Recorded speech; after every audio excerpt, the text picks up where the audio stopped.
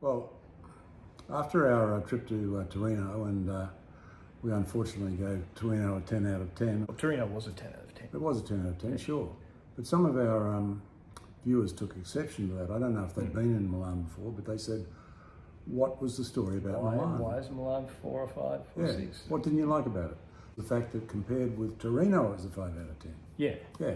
And it was also the fact that we hadn't seen all of the town. No, because today didn't Milan just open itself up to us? We went down to where all the beautiful people were, a place called Brera that Piera had advised us to go and see. Beautiful people everywhere. Right? Snappy dresses like you wouldn't believe, all Italian chic, you know. But the interesting thing was that there weren't any thongs. Having said that, there was this one really snappy looking guy. He had a push buck, you know, and he had the standard coat and all that sort of stuff. But I looked at his feet, no socks, dirty old Dunlop volleys. No. Yeah, he did. Sounds like an Australian. He wasn't. No, he's definitely Italian. But anyway, they really are lovely people down that part of the world, and I think that's what made the day for us, really. Oh, yeah. Didn't adjust. Yeah. Tom's been pretty good most of the time, but today he wandered lonely as a cloud.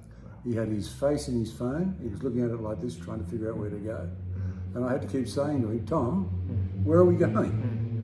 Yeah. When they say the journey is more important than the destination, this is a bit ridiculous, right? And what did I say? He's never I didn't really know. That's right, you just in your phone. The map, but we got there. That's right, we went down these beautiful long streets. You never know what's around the next corner. That's right. Until you poke your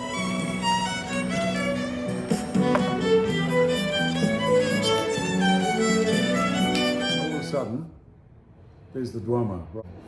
And when we got there, Tom said, you know, I'd like to go in there. Yeah. And I said to him, well, I've been in there, I don't really need to. I'll stay out here, right? Yeah.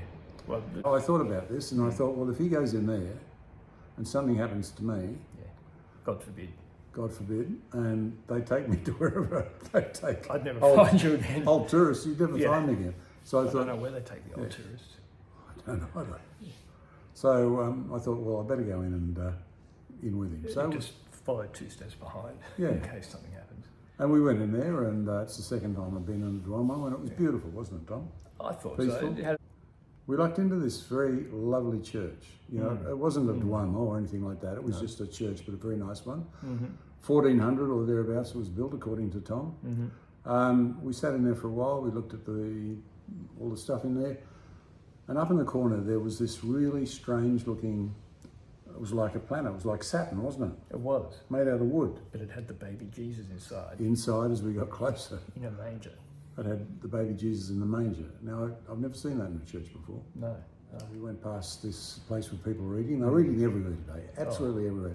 They couldn't stop. Yeah, and over the top of where they were eating, it said, God save our food. And I've never seen that before. I thought, I wonder what King Charles would think of that. I don't know. Now, when we came over here, we knew all about Aperol spritzers. We'd had those before, right? We had.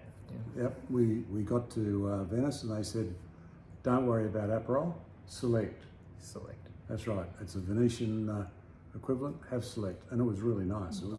However, today we went to Milan Centrale, we went into the food hall, and we said, we'd like a spritz, we don't want Aperol. Have you got select? He said, no, we don't have select. We know, what is select? Don't know anything about it. But what we do have, what was it called? They had bitter Fusetti. Bitter Fusetti, and I tell you, bitter Fusetti is the best of all of them, you know? It really was good. We're going to go and see our friend Dan back home. Yep. Okay, Dan Murphy. Yep. We're going to see if Dan's got it when we get back. back. Get some for us. That's right. Yeah. So tonight we finished up by going back to our favourite restaurant, which is just around the corner, the San Giorgio. We're sitting down, we're eating our meal, and then all of a sudden our friendly waiter, who wasn't going to be there, he wasn't there. He turned up. He turned up, and he turned up especially to see us. We said to him, "What is your name?" Yeah. And he pointed to the sign up there where it said San Giorgio, and he said, "I'm Giorgio." How about that?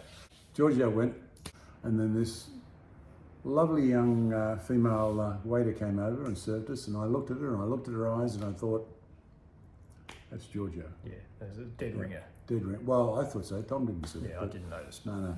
So I said to Tom, listen, why don't you ask her if she's related to Giorgio? Yeah. And he rabbited on in bloody Italian the way he does, you know, wow, wow, wow, like this. And the only word that I knew in what he said was sorella, which is sister. Yeah. And she says, si. Yeah. That was Giorgio's sister. That was Giorgio's sister. Family. They wished us well. They said, come on back. Gave us business cards. Gave us business cards. Now we're back at the apartment. It's a gorgeous night. We're all packed. It's about 11 o'clock at night. And we're ready to roll tomorrow morning at 5:30. Back home tomorrow morning. And hasn't it been an adventure? It has. It's been a wonderful time. Wonderful 2 weeks.